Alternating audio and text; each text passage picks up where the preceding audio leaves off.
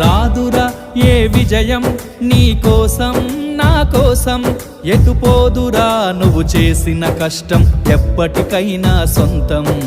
కాలంతో పయనించేవాడికి కానిది ఏముంది, సాధనతోనే సాధ్యమవ్వునని సదాశయంతో సాగర ముందుకు. రాదురా ఏ విజయం నీ కోసం నా కోసం, ఎటుపోదురా నువ్వు చేసిన కష్టం ఎప్పటికైనా సొంతం.